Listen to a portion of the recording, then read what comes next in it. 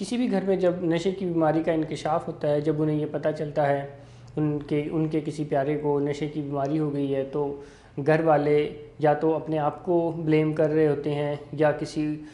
या घर में ही किसी और को ब्लेम कर रहे होते हैं या फिर नशे के मरीज़ को ब्लेम कर रहे होते हैं। अगर आप नशे के मरीज़ के साथ जो कि आपका प्यारा है कोप करना चाहते हैं, उनकी हेल्प करना चाहते हैं, तो सबसे पहले आपको एक दूसरे को और अपने आप को ब्लेम करना बंद करना होगा, क्योंकि आप अपने आप को और दूसरों को या नशे के मरीज़ को ब्लेम करते हुए अपने नशे के मरीज़ के साथ कोप नहीं कर सकते या उनकी किसी भी तरह की मदद नहीं कर सकते।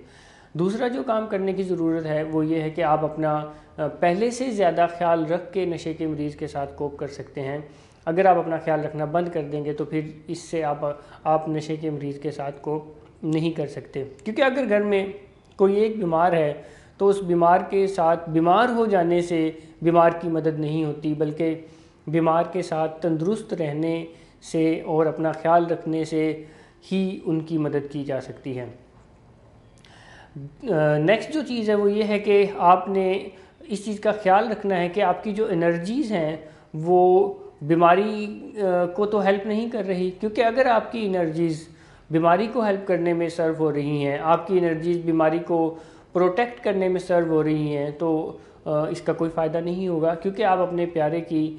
के साथ कोप अप कर सकते हैं या अपने प्यारे की मदद कर सकते हैं अपनी एनर्जीज़ को अपने प्यारे की मदद करने में या उनके लिए कोई इलाज की राहें हमवार करने में।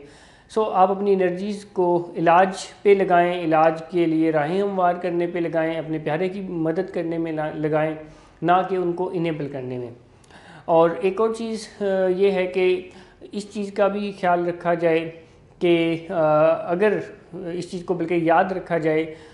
लाजमी इस चीज़ को याद रखें कि आपका जो सबसे ज़्यादा इख्तियार है या आप सबसे ज़्यादा किसी को बदलने में अपना रोल प्ले कर सकते हैं तो वो आप खुद हैं। तो आप खुद अपने आप को बदल के भी अपने नशे के मरीज़ के साथ कोप कर सकते हैं। Thank you very much.